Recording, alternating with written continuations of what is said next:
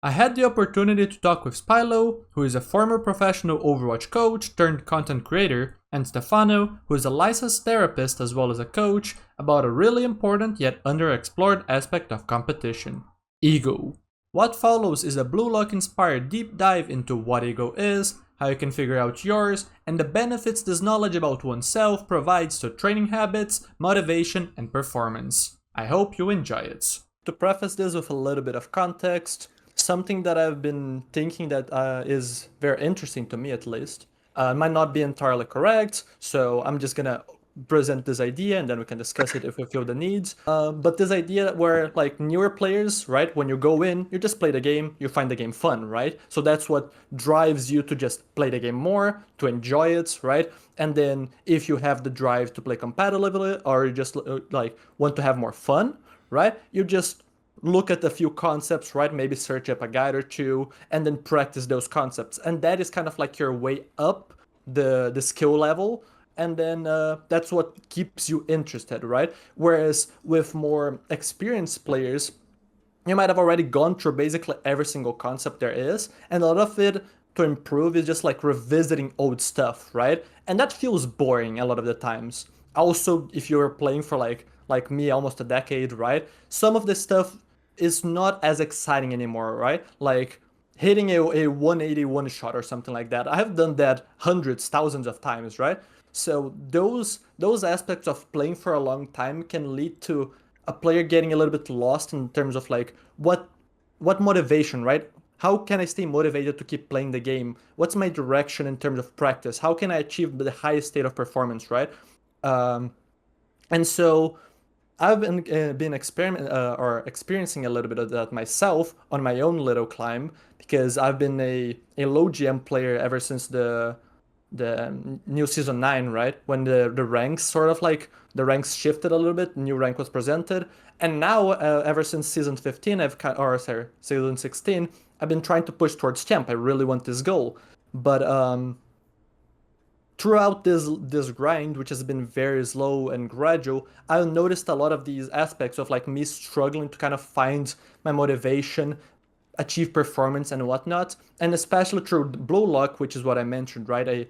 A soccer manga that talks a lot about ego and psychology. I've been thinking about a lot of these ideas of how to stay motivated, how to practice through the lens of something rather than something as such as you go to a coach, the coach recommends you this concept because you're weak at it, you practice that. You just think about what excites you about the game, right? In my case, I am more of a smart Genji player, right? And we'll get into that. So searching the smart plays, searching what is unique about my identity and practicing based on trying to achieve ever higher plays in that regard. So that's essentially what we're going to be discussing here. And to, unless you guys want to say anything here, so I'm just going to quickly pause.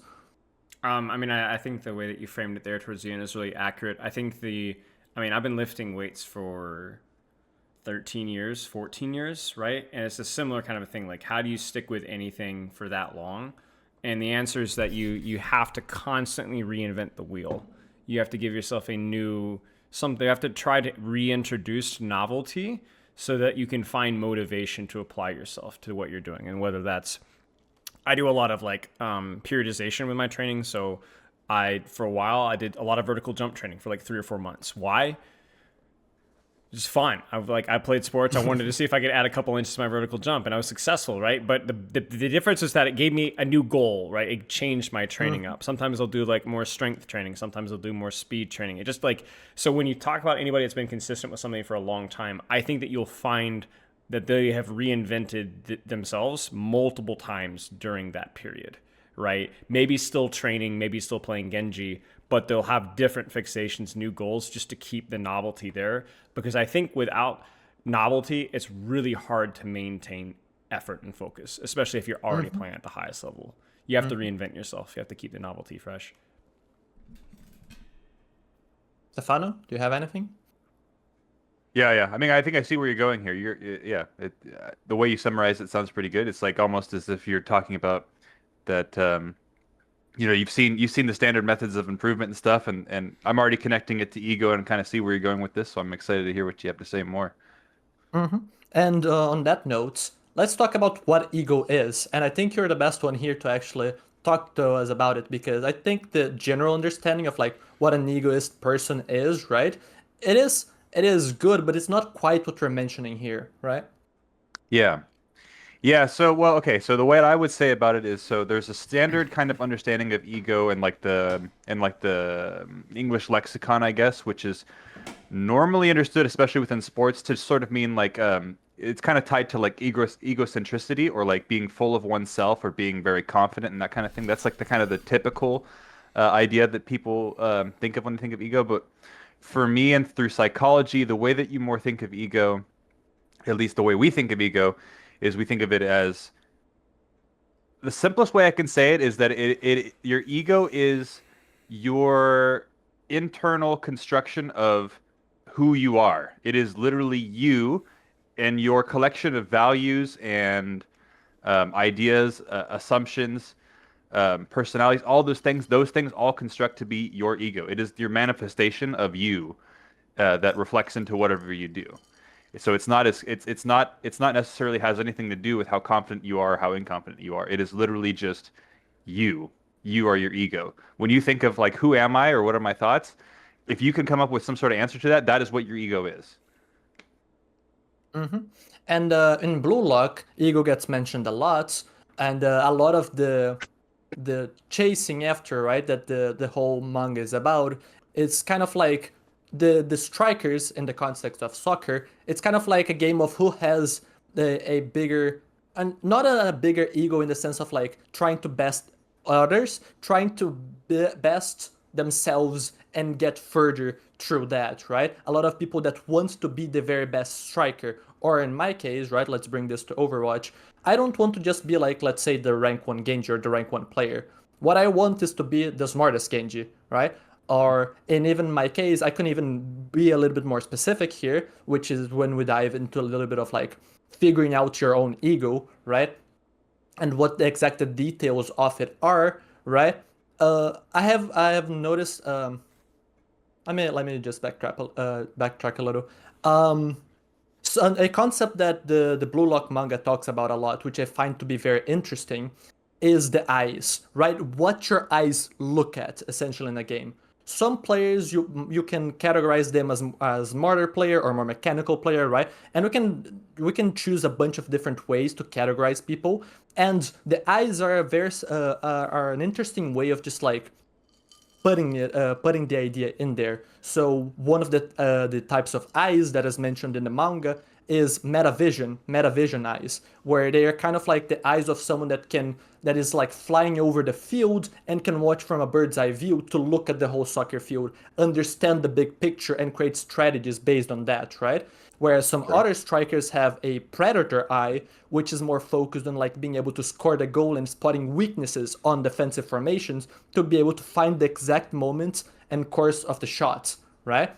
Sure. Yeah. And so in my case, it's not just that I am looking to be the smartest Genji player, right? I am looking to specifically, right? One of the biggest differentiators on my end would be essentially my blades. I feel like Spilo put it in his title and I found it perfect because I kind of like the term wizard. I'm kind of like a blade wizard in that I pull off blades that would seem impossible by basically every other person, right? Dodging through three ults, somehow finding a kill, living in situations where we're down crazy ult economy, but just because I find these crazy ideas of just like how to outplay, dodge the EMP with a double jump way above it, right? Then outplay the enemies what the enemy thinks that I'm gonna do and use that perception of what they expect me to outplay them, etc. Right? Yeah. So All then while we picking up your groceries and feeding your cat at the same time. Yeah. yeah.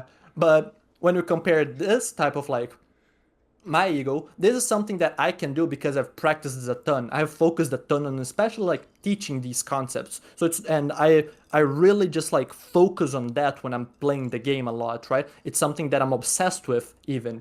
Whereas other players, which is commonly the case for Overwatch or sorry Genji, is that there's a big mechanical culture around the character. Montages, just like a bunch of games that are just highlight reels of players just going in and just 1v5ing, right? So it's no wonder that oftentimes the egos that you see, the kind of eyes that you see, are all tailored towards getting kills, being very effective murder machines, essentially, right? And so the plays that those players can kind of make, right, the weaknesses that they can see are not weaknesses that I can see because my eyes are not trained for that, right? Whereas the plays that I can make, my eyes are trained for those, whereas their eyes aren't, right? So I think that that's an interesting way of looking at it, and it is something that kind of explains something that I've been wondering for a while, and even ties back to something that you guys discussed with Pepper a while back on that discussion with like what was it? Let me just stop and drink water because I kind of lost myself here. That's fine. Kind of like culture drives identity, which drives your attention.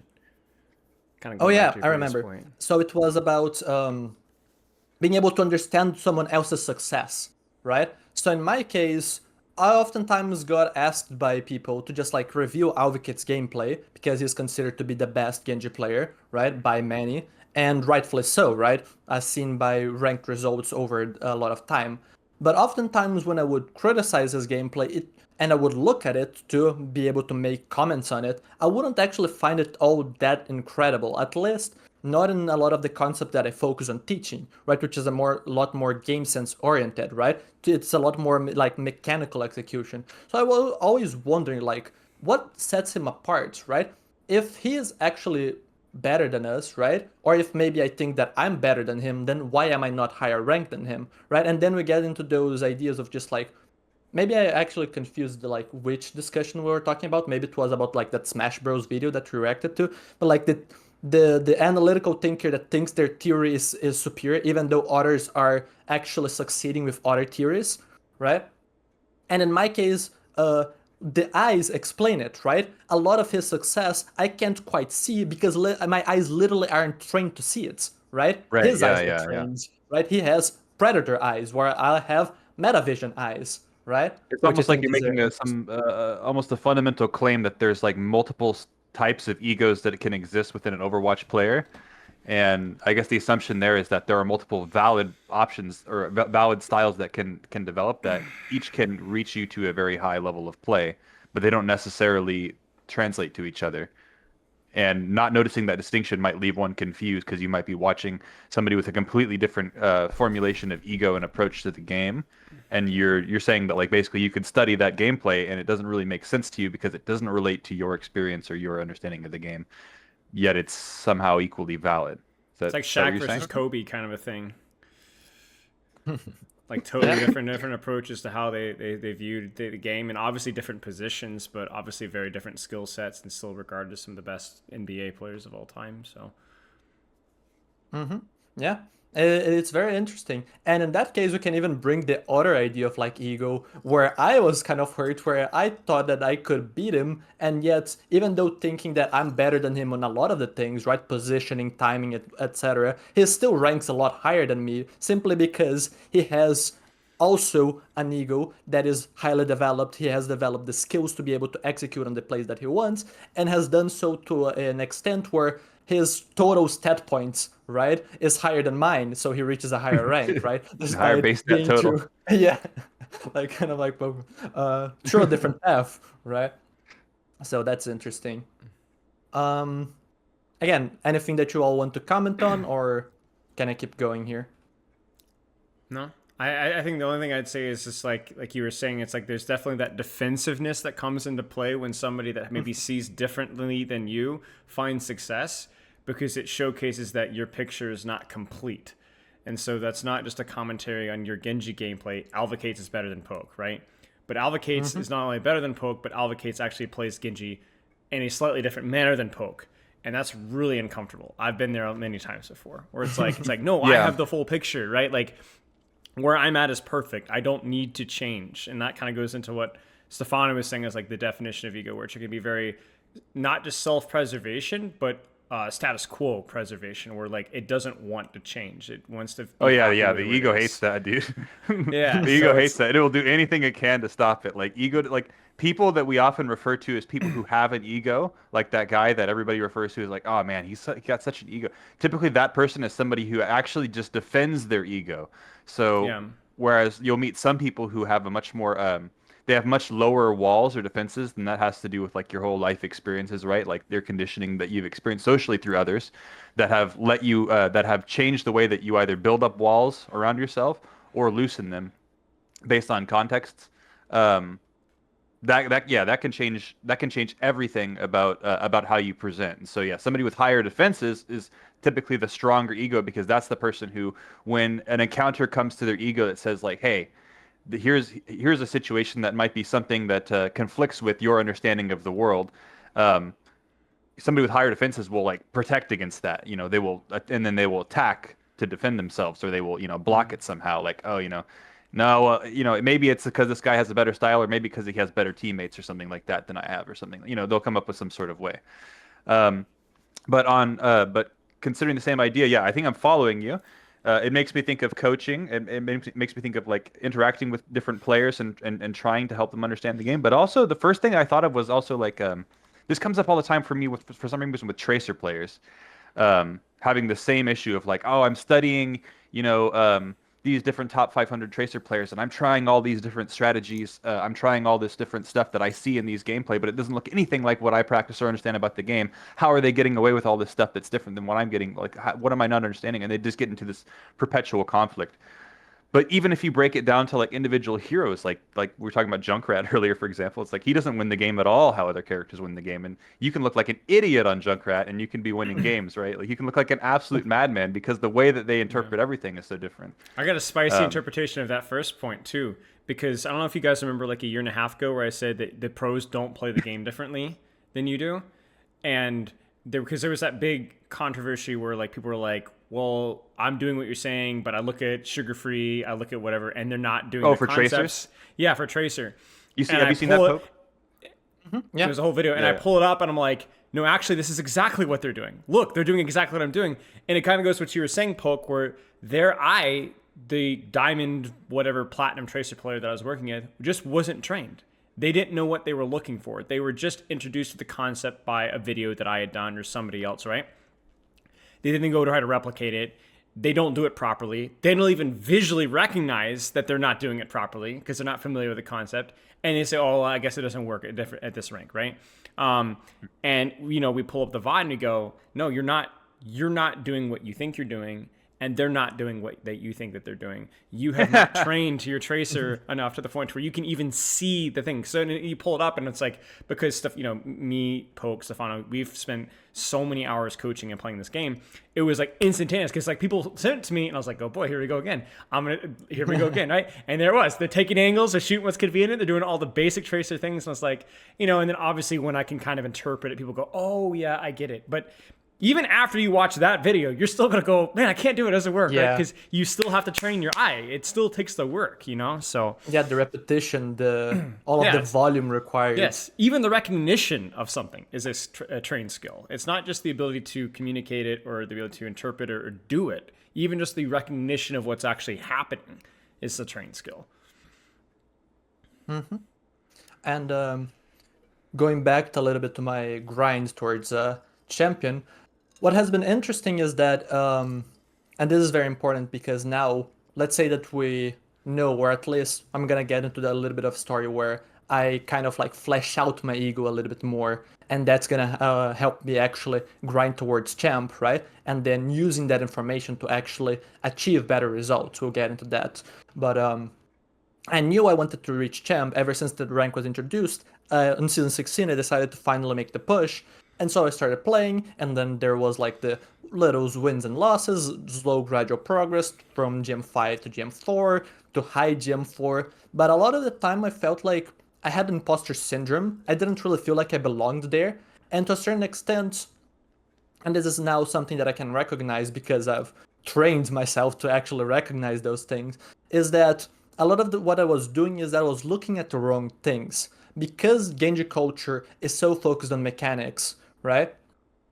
I was looking a lot about my stats and the duels that I was taking and how decisive a lot of my plays were mechanically, and judging whether or not I deserved to actually climb based on that, rather than my strengths about, let's say, quietly carrying a round or a fight by controlling the correct angle at the correct time, preventing a certain key ultimate from winning a fight, or using the blade and being a wizard and just somehow getting a 2 to 3 minute hold because I just upset the out economy to the point where we just have a very easy hold for a while, right? Hmm. But those are not the things that I was focusing on. I was focusing on the more standard Genji things of like the mechanics because that's so ingrained in the culture, right? And so a lot of my work here, I have some notes here, was actually trying to break down this idea, right? First by trying to actually think that, okay, no, my mechanics are bad, I don't actually deserve this, so I need to actually grind my mechanics, I'm gonna grind my mechanics, I'm gonna get to the level of advocates or close to, right? And then from that, actually noticing the mechanics are better than I thought, right? I ended up creating this little concept complex in my head where I was a Genji on top 500 just because of my brain. My mechanics were horrible, right? Which is just like an extreme of what I, to a certain extent, teach, Can I right? interject really fast? Go It's the ahead, go final ahead. about this. Just I have never met a Masters player that doesn't have at least diamond mechanics. Never seen it. I've never seen a Grandmaster player with platinum mechanics. Never. I sometimes see these Reddit posts like, you can climb in just games. No, you can't. Yeah. I have like one rank difference, maybe, but I've never, Yeah. never, ever seen a gold player with bronze mechanics and so on. Sorry for interjecting. Yeah. Yeah, No, go continue. ahead. No, it's good. And it goes to those like base stats things where it's like for you to, let's say, be grandmaster with plat mechanics, you need your other base stats to be so high as to do it despite the mechanics being so bad, right? And that's Hmm. usually very hard, right? Especially because some of your base stats kind of like gradually increase as you just play the game more and face more situations that are gradually taking in those things, right? So it's hard for the mechanics to actually lag that far behind, right?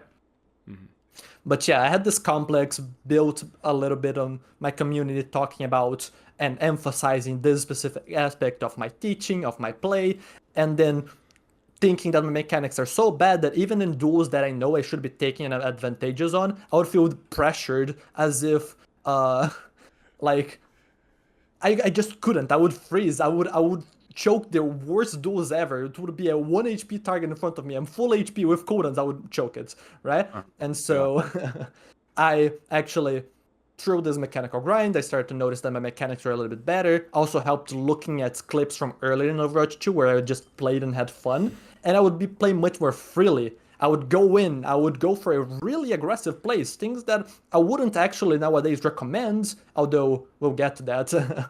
Because the recommendations of what is and what isn't feasible is actually based on ego, right? And what skills you want to develop as a player, right?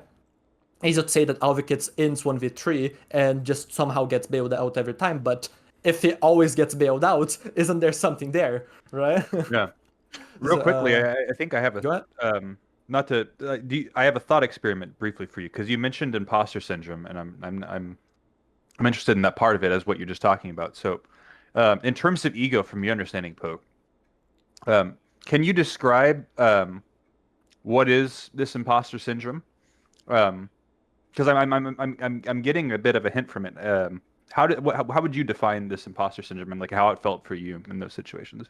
I felt like I didn't belong in the lobbies, and especially the rank that I was in, because my stats wouldn't be what other Genji players would have in those lobbies, and yet I would somehow win. So it would feel like I was constantly winning matches that I shouldn't, and I'm somehow getting carried along for a long period of time. Heck, it's not even just from like let's say GM5 to GM4 and high GM4. There was a time when I was actually working on a guide for like a whole month that was so focused on it that I didn't really have much time to play. I was playing 1 or 2 matches a day. I was playing less than an hour every day for someone of as high rank of me, right? Climbing in top 100, top 50, right? That feels like too little playtime. And yet I was climbing. I climbed all the way from GM5 on my main, which I tilt queued a bit back from GM3 down to GM5, all the way to literally GM2, top 40 at the time, playing 1 or 2 games a day. Yeah. Now, when you load up into the game, and let's say you're deep into this imposter syndrome feeling, when you load up into a lobby and you see these other people in your lobby, maybe names you recognize, what goes through your brain? besides like Um, I'm not supposed to be here? Does anything immediately happen when it comes to the way you think about your gameplay for that match? Sometimes I get scared because I look at some players and think that you're just better, so my odds are lower, right? Similarly, I will look sometimes at like, oh hey, I have Hadi on my team. I've been playing in U, not in NA anymore, but I have Hadi on my team. Easy win, right? Hadi just carries. But Hmm. Well, I ask because I think the people would be interested in what you have to say because I have heard this a lot from especially players reaching high ranks, getting the same kind of imposter syndrome feeling, and I think it's very important. There's something very important to be said about that. Mhm. And typically, the reaction that I get from most people when I ask them that is they will say when they load into the lobby and they see that, they're thinking in their head like, "Oh shit, everybody in this game is better than me. I need to like blend in. I don't need to do, I need to not do anything crazy. I need to just not feed. I need to just play. You know what I mean? Is that ever There is something a that you? little bit of that. There is a Yeah. little bit of that, especially if I look at my stats and I'm like, I'm just barely positive, or the match starts rough, right? I make a good play, an objectively good play based on my own standards for my own ego, right? Not even judging it by someone else's. And then it will just fail because maybe my team didn't execute well enough, or the enemy team just played better than I did, or something like that. And then it starts to snowball from there, Hmm. right? So yeah, you're absolutely on the money there. Yeah. There's also something really Um, uncomfortable with imposter syndrome too. One of the I won't say who, but player I work with in contenders or Overwatch League had a major problem with imposter syndrome, and it was really weird where he would chronically play an alt because if he didn't want people to, he didn't want to embarrass himself. Just alt, alt, alt, alt. He got really good, hit rank 1 many times. But what would happen is he would either feel immense pressure or he'd destroy some conventionally good player in a ranked game. And then immediately would transition, oh, he's actually washed. He's trash. They're all trash. I'm like, oh, nice job, fill in the blank. Oh no, I'm not that good. They're just garbage. And it was like really ugly. Where it was like it felt like it was never ever good. Everybody else was just bad. what does that say about their ego then? Um, Hmm. it's a good question. So it's kind of a self image of like I'm not actually good. Um, but it's weird though. They don't have a very high self esteem, and yet they have an incredibly conventionally large ego because they expect nothing but the best in themselves. They think that they're capable of immensely great things, and they're constantly disappointed. At least this particular player was. So in that sense, it's Right. kind of like an issue with like the way that you view yourself, right? You're Yeah, constantly yeah, misjudging yourself. correct. This person was basically setting the bar of I am only myself when I am playing the top 1% of what I'm capable of. Which Yeah. is, we all know Yeah. you're not capable of putting out that 1%. Nobody is. And yet, it's like how we always judge strangers. We like assume the worst, but we assume the best about ourselves. This person kind of took that to a ridiculous degree where like I'm only really playing like me if I'm playing at the 1%, and there's something physically wrong with me because I'm not always playing at that best game. And Yeah. And this it's reminds weird. me, this reminds me Yeah, it is of like narcissism. Yes. this actually literally applied to my own grinds, where I would judge players like Advocates thinking that he played perfectly every match, and Yeah. I would judge myself like the opposite, right? I would just like think I'm the worst, right? And Yeah. then it kind of took me actually beating him on a match. When we were playing in an A and he was on high ping, and then he played aggressive but didn't get rewarded for it, probably a little bit because of a team diff, to actually start breaking down that complex a little bit of just like, wait, advocates make Yeah. mistakes too, right? And there's a reason why beating that player works. It's like that imposter syndrome thing. What it is to me, the way I understand it, and the way it functions outside of games, is typically like basically it just represents a fragile construction of ego. So you have a construction of ego or whatever. If it's fragile, that would mean it's like more lower resolution. It's less clear. It's less you're less necessarily sure or confident or have all these different, you know, when you have an ego it's based off of the accumulation of evidence that you stack up subliminally or explicitly throughout your whole life. So even since you were a little kid, you're building up things that this is all evidence of this is how you interpret the world. In Overwatch, you can see little samples of it. And so when you have if you feel imposter syndrome in Overwatch, typically it's always because um, there's some sort of fragility or insecurity when it comes to that. And so that puts a bunch of restraints on you. Typically makes you play worse, especially when you're feeling it in the moment. But then accumulating evidence, right? Like how many times, I don't know how many times it has to be, but it's different for each ego. But like beating those players and stuff like that. And achieving those different things enough times. You know, some players they'll hit. Some players will hit like that you're working with will hit like diamond. They'll hit like diamond 5, and then they won't give that credit to themselves that they reached diamond or something like that. They'll say like, "Oh, I'm just a plat player that hit diamond or whatever." It's for some people they have to hit it like 5, 6 times for them to be like Yeah. satisfied saying that that's the case. Other players that can do it, you know, one time. It just depends on on I guess the ego construction.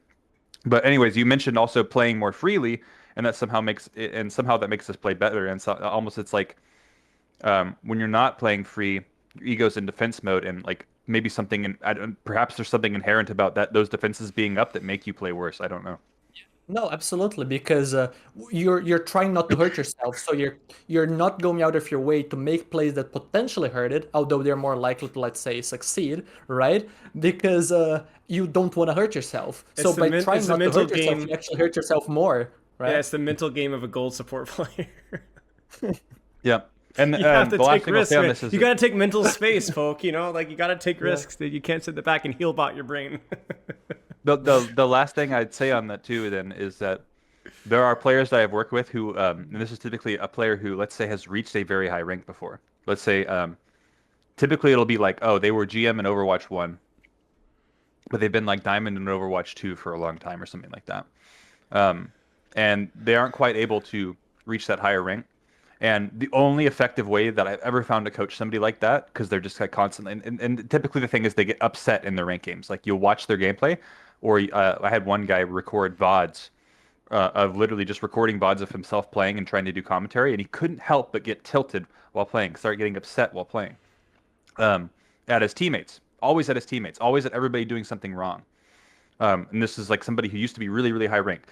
That's it's the function of their ego basically. And what was happening, what I see in those types of players, is that they are unable to focus on themselves anymore because their ego is currently still GM or whatever it is. And so when they're in those diamond games, all they're doing is focusing on like, their teammates, and it kills the part of their brain that's able to focus on improving and developing, essentially. And the only way to really help somebody like that is that you have to somehow get them to stop doing that. You have to get them back into being a noob. You have to reconstruct that ego, basically. Um, I don't know. That's a weird tangent, but it's just something that I've seen it's very commonly. People aren't static skill wise, and I think that really sucks. You're never as bad as you Yeah. think you are. Like if you're imposter syndrome or vice versa, you're never as good as you think you are. It's like I think the goal of every ego, like superficially, Stefano, I'm not sure what you think, would be as accurate of an opinion of yourself as possible. Right. Yeah. Be as honest with yourself as you possibly can, because the bigger the gap between where you are and where you actually think you are, the screwier you're gonna have. You're gonna have a Yeah, much and harder time. it's even in gold or whatever. You know, Yeah. there's so many people who are trapped in a rank or hard stuck in a rank, over focused on their teammates and stuff like that. And one thing that's almost always in common with them is they think they're better than everybody else in this lobby because they watch this coach content, they watch this YouTube content, they've seen these different gameplay and stuff. They think they know so much that their ego is constructed past their ability, and they don't match to it. And as a defense, instead of whenever they encounter something that attacks their ego, right, in a game, like they're losing the game, which, you know, if I believe I'm diamond and I'm in gold and I'm losing, that attack is telling me, well, maybe I'm not diamond. Instead of them converting that into how can I improve my ego to make it stronger, since they already believe it's stronger, that means that they can't do that. So now they have to put it on other people, right? They have to put it somewhere else. Yeah. They prefer to live in a virtual world than in the actual real world. In the real world, you actually just deranked. And the way that you actually climb back to GM, right? Now on diamonds in this example, right? Is to actually accept that you're now a diamond, right? Yeah. Just Mhm. you need to focus on the fact that you're currently diamonds and what it takes to actually get to GM and then deserving that back, right? Yeah. It's So not my that let's apologies. no, go ahead. No, I was gonna say it's my fine. my apologies, Poke. I was just because you were actually this is all just a sidebar from what you were talking about when you were talking about playing more freely, um, and you were talking about that you had I can't remember what you were originally on, so I didn't Imposter want to distract syndrome? you too. Yeah, that's where you were somewhere around there, and I just want to make sure you didn't get Hmm. too distracted No, or this lost is from this where you is were. exactly why Okay. I actually wanted to make this discussion with you too, right? Okay. Yeah. Because of these comments, right? Because of what you have to bring, right? But yeah, I was talking about the path that I took from GM5 to climbing to GM4, GM3, dealing with imposter syndrome, and now after dealing with that, fleshing out my ego, which I will get to, actually climbing to GM2 and GM1, which is what I'm currently at, right? One account on GM1, one account on GM2. Once both are on GM1, I'm finally gonna make the push to champ, right? I'm very, very close, and it's really cool seeing the progress throughout time. But yeah, I was talking about like working my mechanics, realizing my mechanics were better than they were, but then from a little bit of the Blue Lock chapters, the more recent ones, actually starting to reflect on my own ego and how I was judging myself based on the wrong expectation, and how yes, my mechanics are good, but it would take a long time still for me to actually become champion mechanically if I were to like focus on that ego, right?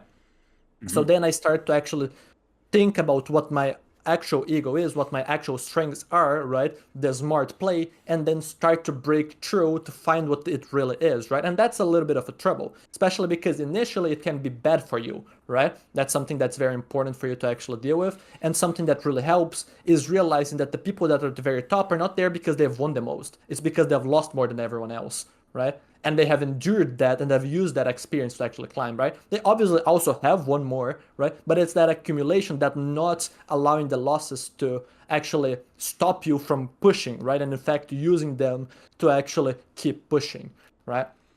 So in that, I initially, especially because I narrated a lot of matches on stream, right? I used to think that people wouldn't watch me if I just played quietly, right? Especially because they didn't have the same eyes as I did. So maybe they wouldn't spot the cool things and maybe wouldn't watch me. So I ended up, again, developing a complex where I was here because I narrated my gameplay. I had live thought process during the matches. And as you might expect, that didn't work out well. That was actually nerfing me because it's too much to expect me to live analyze games all the time, every single detail, positioning, timing, and whatnot, right? And so once I started to actually dive into this idea of my own ego, I started to notice that no, the way that my ego manifests isn't from me hyper analyzing everything live. It's from actually trusting the deep knowledge that I have from studying the game for so long, right? From building all these habits, from knowing how to practice better than others, to actually just go into a game and trust that my instincts are gonna do the job. So funnily enough, what I ended up landing at with my own ego is that the way that I show that I'm smarter than everyone else is by focusing on my mechanics. Because the game sense part of things is gonna be shown through the actions, right? Through the fact that I'm gonna be succeeding, I'm gonna be winning the games, right? I'm gonna be sometimes it's gonna be more flashy, smart plays, right? Dodging an EMP, but a lot of the time it's gonna be quieter. But I don't need people to actually see that, right? I just need to actually win the games because I mark the right angles. So the only thing that matters for me to put active focus on is small things like focusing on the mechanics on the spots to actually make sure I have higher odds of winning the important plays that I need to make, and also doing a few things that require live thought process, such as tracking ultimates, right? Maybe formulating a plan to outplay Window plus Captive Sun, right? Which is something that I did recently, right? Those kinds of things. And it sounds like you're saying that there was a point in there where you had to refocus your attention on actually laying out your ego, breaking it down into a clear way and understanding truly what it was, rather than just relying on some sort of vibe-based understanding of who you are. Which I think is what like 90% of people do. Is it's just everybody goes through life. Nobody's sitting around like, who am I? Who? No, they're like, but they just kind of go in this vibes-based understanding of who they are. But at some point, especially when you want to be really good at something and you really want to break it down, you have to lay that out. You need to like, it sounds kind of, you need to take the deck of cards that is you and put it out and look at what all them are and how they, what they actually are and understand what they actually are. The good news is the more you do that, the faster you get. Yeah. Yeah. It's like self-thought review, really what it is. Like you don't know what you're looking at the first few times, but the more you do it, you start to kind of understand the patterns of things. And you know, whether it's like, I mean, I do this all the time now with my content and with my coaching. It's like trying to like, okay, what am I doing? What's the next step? What I need to be doing better? Like, what's the plan? You know, and am I happy with where I'm at? You know, and it's like, I think it's important to do that no matter what you're doing. Yeah. Yeah. There was smart work versus hard work. There was a comment in the chat, and it was something that interested me. What you said, Poe, because you said multiple accounts. You said account GM1, account GM2, or maybe it was GM2 and GM3. What's up with that? Multiple accounts. Tell me a little bit about that. Yeah, that was kind of like an idea to kind of deal with imposter syndrome, right? So that I wouldn't have to worry about losing my peak because I would always have my peak there, right? It would be on another account. It would be a form of defense, right? It was a technique that I tried to use to like avoid overthinking during matches. It didn't work out amazing. It did a little bit, right? Just having that one account that is not gonna drop, so I'm only gonna play on that again once my other account reaches a new peak and I'm gonna match. So I never lose, I always win, right? That was essentially the idea, right? Spilo, tell me about this. How often do you see? Because this is not a poke thing. This is like I can't tell you how many. There's so many alt accounts, especially when people get higher rank. But it's relative to whatever rank that they're used to. What is up with that? What's with all the alt accounts, from your understanding? Part of it's Q dodging. You see this in Rivals all the time. It was even worse in Rivals, where like the queue times at higher ranks are so unbelievably bad. People are looking for a way to reset and smurf in GM4 again, basically. And so they'll queue up their account and they'll have decent queues until they get to GM1. You just see it with all the streamers. And then the other one is that, like Poke was saying, it's like a form of self-defense to where it's like you have like a tier list of accounts that you value. And so if you're like, feel like playing, but you're not feeling super hot, you'll go queue on your alt. But wait, I feel really bad. I'm going to queue on my alt. You get what I'm saying? And so the more that you play Overwatch, the more alts that you're likely to have, because the more mental states that you're going to be playing the game in. Right. It connects to what we were just talking about earlier, I think. Remember, we were just talking about when your ego is under attack or you feel those strains, it prevents you from being able to grow because like we said, there's maybe I was saying maybe there's like a theory that when your ego defenses are up, that has a direct effect on your gameplay. It maybe makes you play worse, and when your ego is relaxed, you can play perhaps better because then you can intake new information. Something about that alt account, I think, is able to literally front load the burden of ego and protect you and insulate you and free your ego to be able to play. And what I find interesting is that the outcome serves as a crutch, but a crutch can be useful, right? Because it can, like beating your nemesis, right? Beating the higher rank player to break that imposter syndrome, right? These damn broken legs of mine. Yeah, it can help you actually have the experience to actually be able to look at it, right? Look at what occurred correctly, and then try to figure out, reconstruct, right? Through the reverse process of just like, this is the end result, how do I get here, right? And figuring out the steps that actually get you there, right? So in my case, I initially climbed higher in my outs, GM3 and even GM2 on my outs. But now my main is finally higher ranked than my outs because I've been able to, from initially not caring about the rank on my out and playing more freely, right? And then not worrying so much about failures and that leading me to more results, to now being able to figure out the exact reasons for the performance issues that I used to have, right? Performance, whatnot, and then being able to actually replicate the success through these that we were talking about, and to a certain extent, the ideas that make the crutch work, in that the distraction, right? Or not just the distraction, actually looking at the correct things, right? Instead of judging myself based on my weaknesses, right? Or quote unquote weaknesses, right? My mechanics are still, as Pilo said, very good. They're just not as good as the other Genji mains that I'm comparing myself to, right? But actually comparing myself by the actual things that I'm good at, right?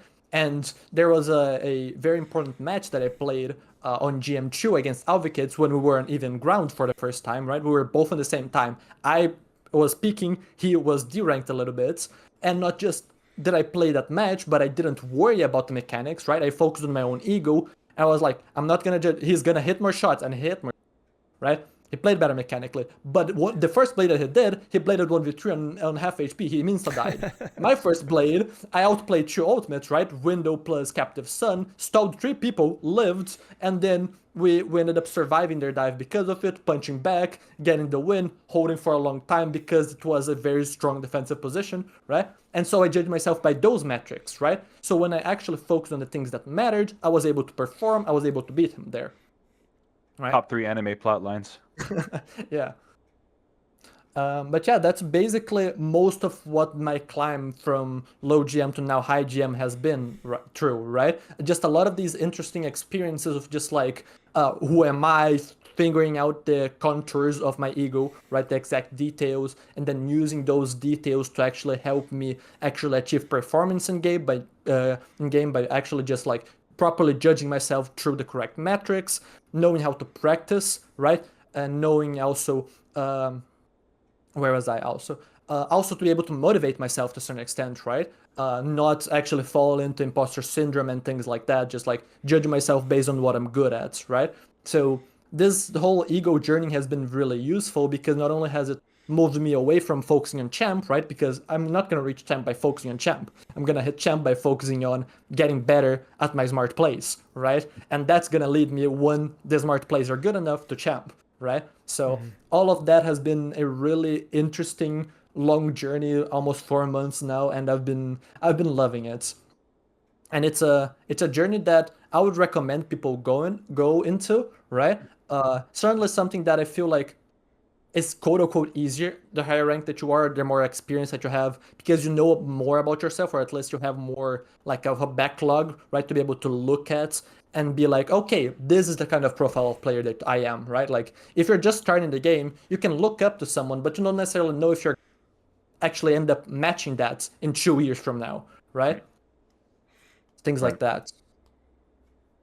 But yeah, anything you all want to say, or can I keep going? No? Go for it. Okay, so I quickly mentioned this. I didn't actually end up doing the perfect job here, especially because we ended up going on these very interesting tangents. But especially about the practice, right? How exactly should you practice based on your ego, right? And this is something that's important, especially for performance, because a lot of performance is just about having fun, right? Fun allows you to engage, right? If you're not having fun, you disengage from the match, right? You start to just like zone out, and then you can perform worse, right? So by knowing what your ego is, you can direct yourself towards performance by chasing the fun, right?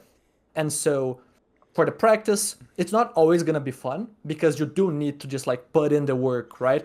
Learn what is required to make your ego, right? So in my case, I need to get good at ult tracking, right? And ult tracking may not be fun, but it's an important skill if I want to make the flashy plays of dodging EMPs and stuff like that, right? So you have to eat your vegetables, but you eat your vegetables selectively to enable that fun, right? Knowing what fun it is, chasing that, and then once you actually have those goals, right? Those goals that are based on trying to chase that fun, right? Not just arbitrary goals that coaches talked about being important concepts for the game, right? Just the ones that enable the fun that you have. From then you can actually start actually having more fun in the actual matches, and through having that more fun, you can actually achieve more performance, right? Because the engagement equals better performance, right? Which is, so that's how kind of like this whole idea of like ego connects into how you practice, and also how you can even just like actually perform better in game through knowing your ego, because then you're not gonna be as afraid of the plays that you're gonna make because you know that you practice them, and also you're chasing that fun, right? I'm trying to make these really cool plays that I can showcase on my YouTube, right? Like how I outplayed the impossible odds, right? Like those videos are cool, right? When you see them pop up, like how this team beat that one, right? And you see this crazy strategy, right? Heck, we even see this in teams, and this is kind of why I really wanted to do this with Spilo, right? Because of his team experience, right? Why don't all teams just copy the meta, right? We know that a lot of teams copy the meta because of like the hive mind mentality, right? And then taking the shortest path, right? Especially when it comes to comfort, right? Teams going back to the old Mauga strat that was that was meta for like a year. But why don't all teams do that? Why are some teams just like rolling with Ball or rolling with Winston, right? And how are they actually winning those matches, right? So here's a fun little thought experiment. So there's certain level of personal expression in Overwatch, right? So where it's just why, as coaches, it's always best to enable players to develop their own abilities to analyze and apply themselves and question everything and learn, because it is much easier to practice when you are the one coming up with the concepts through your own identity. Like for you, if I had forced you to say poke, you're not allowed to be a smart Genji player. You just have to 1v3 every. You would really hate that, right? That would go against a vision of who you are, your ego, and so that would be a very unproductive session, right? And there's a lot of players I've worked with that are on the flip side, right? Like Alvocates probably would benefit a great deal from being a smarter Genji player, but he would still want to lean more into the higher risk, higher reward style of play. So but there is a little thought experiment is. I've had some students I've worked with who have very clear identity and goal conflicts, like significant conflicts. And I don't just mean I want to reach Grandmaster, but I only like playing Overwatch 1 hour a day. I mean support players in Bronze, Silver that really want to go to Masters, but have not a single aggressive bone in their body. Like they just do not like going aggressive. They just like staying in the back and healing. And with those students, can they reach Diamond? Is that even possible? Can you teach an old dog new tricks? Can you change? Because you really do have to start by changing their identity as a player and their satisfaction. You would have to, and for my recommendation with a lot of them is this is what you need to go do. And then go do it for a week and tell me if you enjoy it. Because if you don't enjoy doing this, your goals are wrong. Your identity is wrong. And so you need to stay happy with where you are. I've done the same with tank players. Tank players, they want to protect their team. They always want to do the protective option. Even with like DPS players, they don't care about cooldowns. I don't want a cooldown track. I don't care if I have any resources. I just want to one-clip everybody, right? Your identity is wrong. So either you need to try something, not saying your identity can't change, but if you try it and you don't enjoy it, you're not going to reach Grandmaster. It's not going to happen. Mm-hmm. Yeah, either reevaluate the goals or reevaluate the methods. Yeah, exactly. It's one of the only ways that I can ever find like meaningful, like lots of rank progress with like different coaching students. It's almost always like there's ways you can get small amounts of progress through being able to help them with fundamentals or certain different parts that are basic to Overwatch that they might be missing, right? That can help a lot of players, but typically there's lots of bouncing back and forth and regression. But one thing that consistently has always gotten people the most rank is if I can somehow figure out how to align their ego with their gameplay in a way that's like enjoyable and fun for them. If you can figure out what that thing is, that player is going to massively excel suddenly, and it's like really cool to watch. But so it's like something I'm always hunting for with everybody that's like an ongoing client of mine. I'm always looking for something like that, and if I can find it, like every time that I found it, it's been so good. I worked with a Gold Mercy main. It's quite tough. I worked with a Gold Mercy main who was like obsessed with his movement. He really liked moving, and I was like, all right, man. Listen, I'm gonna give you the pass. You can pocket anybody. I don't care if it's Sombra, Tracer, Reinhardt. You do it. But so we analyze his entire gameplay, not from the viewpoint of like, okay, you probably shouldn't pocket that guy. But if you're gonna pocket him, how do you move to keep yourself alive? Like, how are you gonna be able to pocket that Ryan without dying? And like, and don't immediately like ego. Right now, I told him, and I was like, you're not gonna hit Masters playing like this. Really, it's not gonna happen, right? But I was like, we could definitely get you into Diamond playing like this. Enabling an aggressive play. It's like. And so then like if he would want to get to Masters, then he'd have to be like, I can still pocket aggression, but I have to be a little bit more deliberate about that. Do I want that anymore? Is my identity changed, so. And the interesting part here is that we're not using these ideas of what's optimal to just shackle the players. We're using it to help, right? There is still some important factor in terms of like what the concepts are and like using these concepts well, right? But you can't try and completely change the identity of the student because that's actually going to be counterproductive. It's not actually going to help, right? So thinking within the realm of what that player wants to do and then helping that player achieve his potential on that specific, what's the word I'm looking for? Within that specific area, right? Yeah. A spicy take one. This is the whole problem with the Gaming for Hope thing. Because who he wanted to be and what was actually the most important thing to him, which was thankfully the healthy one, which was his family, right? Was like they're at conflict with each other, right? So it's like you only have conflict with itself. Right. So it's like you can't be an OWCS pro while also being a family man. It's not possible. Like almost not possible, right? Like now I'm not saying that you couldn't get to Grandmaster, right? Potentially, right? And maybe at that point in time, but like that's like whenever there's conflict there, that's when it's always messy. Mm-hmm. All this talking and I still haven't heard the magic trick to increase my rank. Look, we've got it. This is Poke's plan for improvement so far. Understand your ego, break it down and figure out all the different parts and what kind of things that qualifies your ego. Figure out how that ego responds to practice strategies, number 2. Number 3, get a bunch of alt accounts. And you got to practice on all those alt accounts. But like the important thing is to actually practice the concept that are related to your ego and actually are going to help you achieve that, right? Because there is no point in actually trying to get better at the game if you're not enjoying it, because you're not going to stick with it, right? You need to stick with it to actually be good, right? Or you need to change your goals slightly, right? So maybe in Gaming for Hope's case, maybe he can do both, but he just needs to actually play the game for 3 years to eventually reach Grandmaster, right? He's not going to reach it now. It's just he's going to accumulate volume, situations but change not too. Volume fast, right? Yeah, situations change slowly. Yeah, right? exactly. And that's also important, right, for the things that we're talking about, right?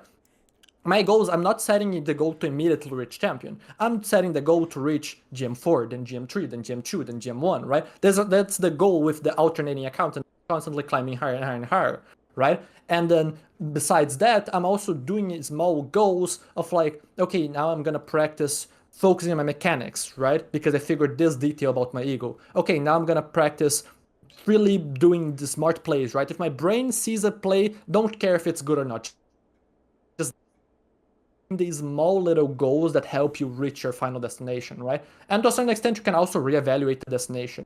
But it's just classic progress stuff for practice. Is just like setting small goals and big goals, and using the small goals to get you towards the big goal, right? Because if you just set yourself like if I've been at this for almost 4 months, right? Like I would just be like waiting and waiting and waiting for the payoff, and I still wouldn't have it, right? But because I set the small goals, I've had multiple payoffs, right? And that's what this kept me grinding, right? Without that, I would have quit a longer time ago, right? Small goals Um, build momentum too. It's really discouraging mhm, to make zero headway on a goal for months. Ego yeah, needs a little reward, needs a little treat. Yeah, yeah. yeah. But yeah, like this is mainly what I had to talk about. Um, Let me see. Oh yeah, I didn't really mention flow state, but flow state is just like the heightened state of performance, right? That we have talked about and how the ego can actually help, right? And especially this is something that's actually relevant and I should in Blue Lock, one of the things that the players do, right? And this is a manga, right? And it's to a certain extent a shonen manga, so there's a lot of exaggeration, right? And the players go through rapid growth in the matches, right? But a lot of it, and there was one moment that I think is very very relevant where one of the protagonists that wants to be at the very top doesn't aim for the top immediately in a match that he's playing with the top, right? He notices that in the moments he cannot beat that player, right? He can try to do that in the future, but in the moments, what is his challenge that's gonna push him to performance? And it was to beat someone that was slightly better than him, right? Something a goal that is within reason match, right? So in my case, for example, I'm not gonna outplay 5 outs. I might outplay 3 or 2, right? Something like that, right? Just finding ways in the actual match, right? If a duel seems lost because that player is just so much better than you, don't get discouraged by it. Run away from that duel. Find something that you can actually do, right? Find a proper challenge, and then that challenge will help lead you to performance, and eventually even recover and be able to fight back to the player that you were always losing against, right? So Mhm. it can even work within the matches, just being able to live set goals that are within reason, right? That tickles that perfect skill to challenge level that leads you to performance, Yeah, right? it's the goal has to match what your ego is able to withstand without breaking. That's the Mm-hmm. most important part. The goal can't be too hard so that your ego is in too much distress. It has to be something that you're able to do so you can actually implement it without feeling awful. And for some players, that means you have an alt account, so that helps reduce that burden so you can take on better goals or whatever it is. But that's the critical part is it's a matchup against your own. You're basically just playing matchups against your own ego and finding out what it can actually withstand and building it to be stronger. Mm-hmm. And that's also why I don't recommend learning new characters on main, because your ego like self explodes because you get kicked in the teeth. It's not a good way to Yeah, learn. It's really yeah. It's discouraging. It's really you guys have ever discouraging. heard like you've heard like being in the zone, like as a Yeah. Mm-hmm. phrase. Yeah, yeah, yeah. Yeah, that comes from Vygotsky psychology. It's a psychology called whatever his name is, Vygotsky. Maybe it's like Vitaly Vygotsky or something like that. But it comes from the phrase the zone of proximal development. It's flow state, It's a what Poke child. was talking about, right? It's a child psychology learning term.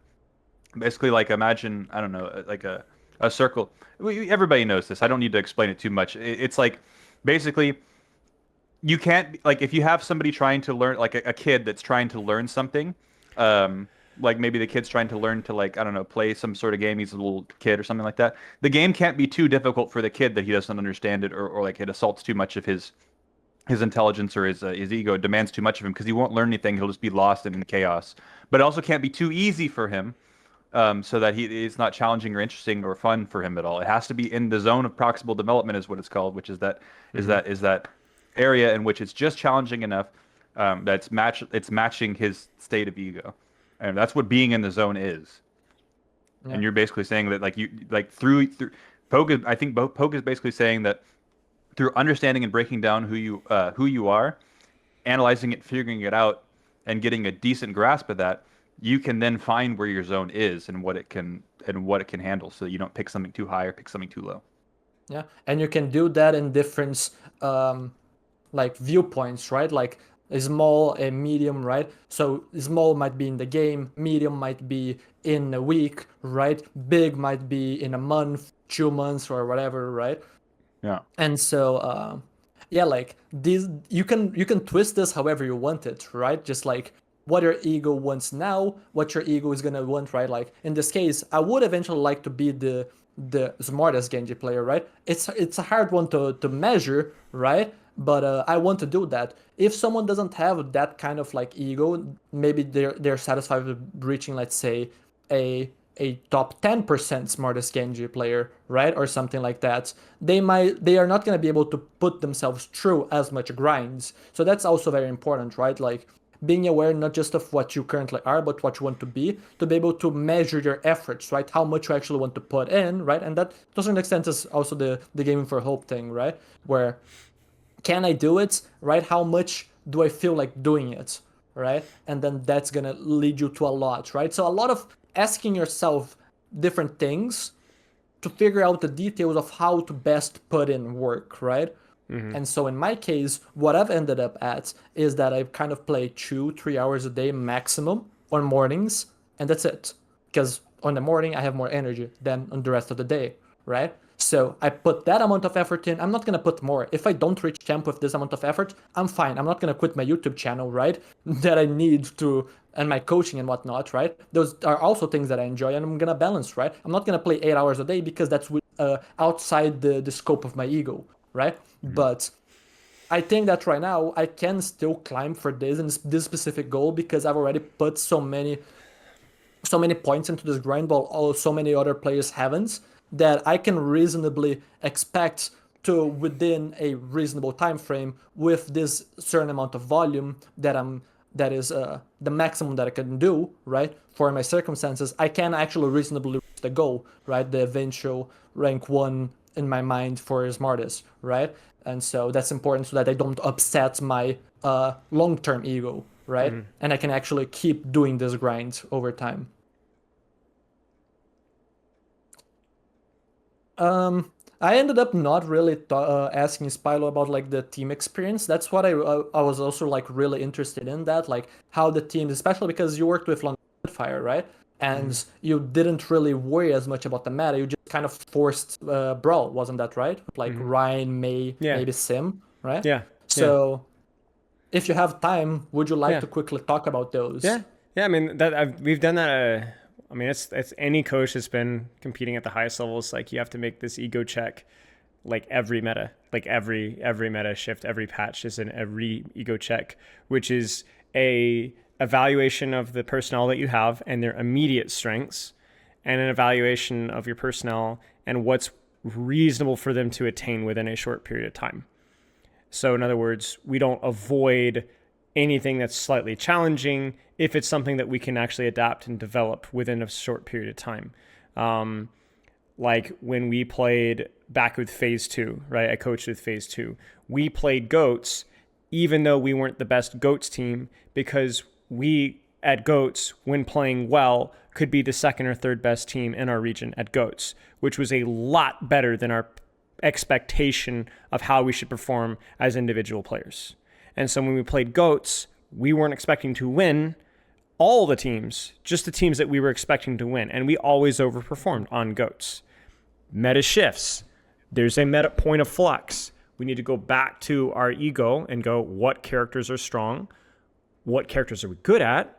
So what should we play? And then we settle on Orisa, D.Va, Reaper, May. That was one of the early solves that I helped out. And we kind of innovated a lot of the early Orisa double shield stuff before it was even picked up by Overwatch League and contenders, thanks to Mr. Saltshaker. And we did really well. And again, we were all playing strengths. A10 on Reaper. Sox is like, he's older than I was, and he's playing May, and we were realistic with our strengths. And then there were times, like I said, with goats where it's like, you had to play goats. So we tried to play goats, and we tried to play goats as best as we possibly could. And then, we weren't aiming for the top because we weren't a top team. In no way, shape, or form were we ever going to beat Atlanta Academy. Fast forward to London Spitfire, obviously that times 1,000. But London Spitfire time, we built a roster with the best players that we had, but we're not going to beat Korean teams on dive. It's just not going to happen. We tried a little bit early and often. It's not that we didn't give it a shot, because there was time to develop early on in Overwatch 2. And one of the challenges, and Stefano knows that this is the case, because he's doing a lot of team coaching as well, is even at the highest level, you must have buy-in. And a lot of people confuse buy-in with respectable, nice players. That's not the case. You can have very respectful, kind, coachable players that don't buy in. And what that means is that they just don't believe in themselves. It could be toxic. It'd be, I don't want to play this, you're stupid. Or it could be, yeah, I'll give it a shot. And they don't believe it. And so the practice quality just isn't there.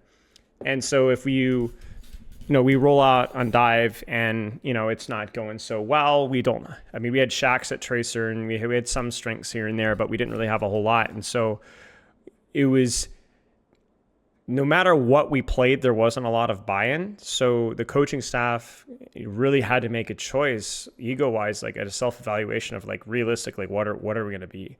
Like, what's the best version of ourselves within this short time frame, right? I do think a lot of Western players can be a little bit too compressed to their ego. They have this imposter syndrome, like, we can't play dive, we're never going to beat the Koreans. We can't play dive, we're never going to beat the Koreans. But there's also something to be said where, like, the amount of development and time that it would take is too much, right? It's not an accident that Western players have a lot more confidence in, like, hybrid dives, like these diva dives, these hazard dives, because there's this confidence that, oh yeah, we learned at the same time, so we should just be as good, right? And even when that's not the case, at least they think that's the case. So they're more likely to practice effectively. Yeah. And can I quickly interrupt? Like, in this, it's important for you to actually do these small experiments, right? It's important for you to not just like say that anything that you're doing and is going poorly is an experiment, right? But these thoughtful experiments of like, let's see how good we are at this, and then based on the information we gather within the time frame that we set for this idea, do we want to keep going with this? Right? Just stepping your foot out of your comfort zone to actually be able to properly measure. I think this is something that Healthy Gamer GG, I forgot the name of the guy, but talked about of like Anusha. Yeah, that we're really bad at like judging what we're capable of, right? And and also a lot of the times to protect ourselves, ego, right? We don't actually do those things because we don't want to see ourselves fail. But we need to do these small steps outside to be able to actually properly evaluate, right? Give it a chance. Because if that's what your ego wants, right? Let's say that your team actually wants to be the rank 1, right? You first need to actually see, is in this meta, if your team wanted to be the rank 1 and you need to play dive, you need to test if you can play dive. And then if you can't, reevaluate the goals. Set proper goals. Not the best, maybe top 3 or whatever, or on this specific meta. And then based on that, do the proper practice or whatever, right? But based on these ideas, especially like the ego and what you mentioned about what we want to be at, right? What is reasonable within our scope, we can kind of judge and just like guess what are gonna be like which teams would succeed and which teams failed, right? I wouldn't be surprised if some of the teams that underperformed, right, were because they had a mismatch between what they wanted to do and the way that they acted, right? And vice versa, right? The teams that actually properly aligned their actions with their intentions, right, ended up punching above their weight, right? You even have that. What was the team? Old Ocean. You worked with, or no, not Old Ocean. It was a smaller team. Sheer Cold. Sheer Cold, yeah. Phase 2 and Sheer Cold Phase 2 was really bad. They didn't win a game, and then we crushed it the next season. And Sheer Cold they were pretty good, but they were like 5th, 6th, and we were punching up to 3rd and 2nd every season, right behind British Hurricane, ironically. And yeah, my guess is that you didn't expect to win, right? You just try to do the best within the circumstances. Yeah. Right? And how did the players, right? How did the players feel, right? Was this something that the players also resonated with, right? And maybe even went to and talked with you about, or was this something that you just like from top down talked to them about, like this philosophy? Both. You need to set reasonable. Yeah, it's almost never top down, not with Overwatch. Like, you don't have enough time to really develop the culture if you're depending on the team. So like Sheer Cold, like, it was a lot of what I was practicing what I was preaching, of course, but we also had a lot of really good player leadership as well. Like, Shade was a tank. Really not that great of a mechanical tank. He was pretty good at Orisa, but he's just a really mature guy, willing to do anything, and sets a good example for the rest of the team. Refid was our main support. Again, you don't even know these freaking guys' names, right? But they're freaking competing with the best and contenders at the time. Same exact thing. Older guy, mature, willing to give everything a shot, honest with his strengths. Alex, maybe you remember Alex 27604 or whatever his stupid numbers was. He was like a phenomenal off tank. He almost was Overwatch League level, I think. But it's same thing, just really mature guy, knew his limits, knew his strengths, was willing to learn, willing to adapt, willing to try things. There's like this weird thing like with London where it's like, there's also like really important moments of proof that really can make or break a season.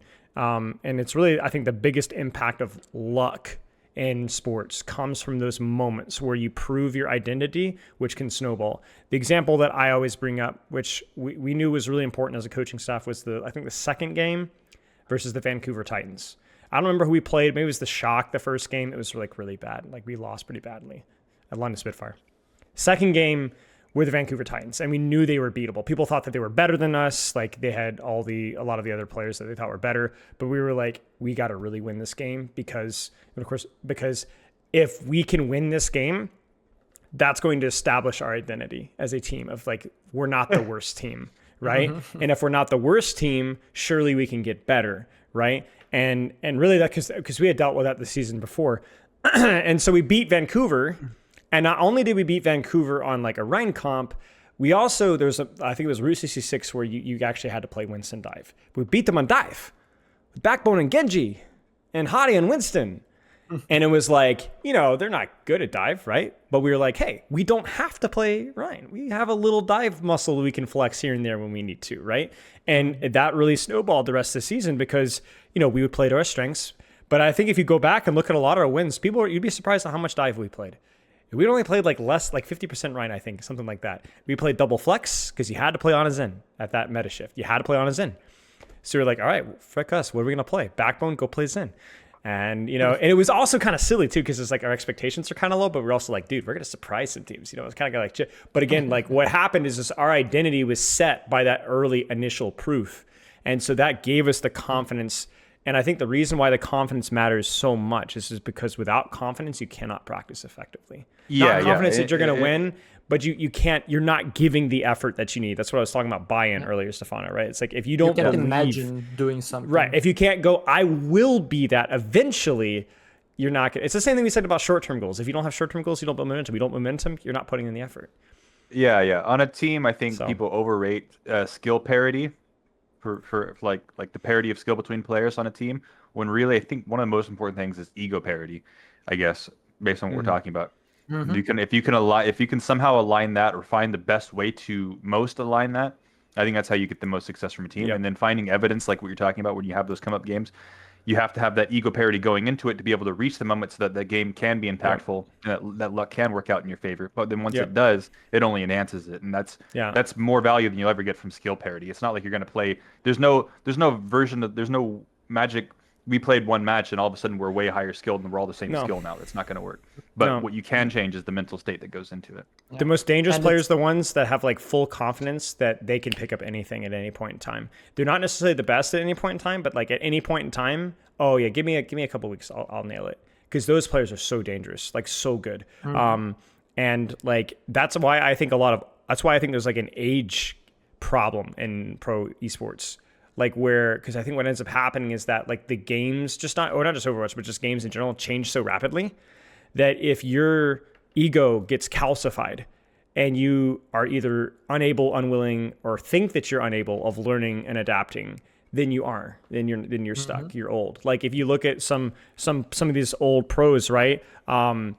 If they didn't learn, they often kind of see themselves as, I played these characters. And as soon as you make that decision, you're cooked, right? Like one of the big things that we had to do with Landon with his season with London was like, dude, you are not a BAP one trick, bro. You're not a BAP one trick. We're going to get you to play Ana, right? And his Ana was just not great, but we made a little bit of it, a little bit of his Zen, like a little bit more confidence, And so I think like when Kiriko came out, like towards the end of the season, he kind of picked up Kiriko okay. And then now Kiriko's great, his BAP is great, his Ana's okay. Like he's actually like, there was like a little bit more of like, I might suck right now, but I have the capability. I'm not a BAT player. I'm a support. I'm not you see this with Flex DPS. I'm not a Mei player. I'm not a Hanzo Genji player. I'm a Flex.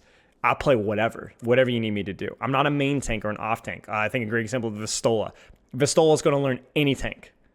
Any tank. Doesn't matter what tanks come out, Vistola is going to learn it, right? And he's always a great example of, I think, a great player, because I don't think Vistola, I don't know him super well, but I don't think his identity is that, I am this.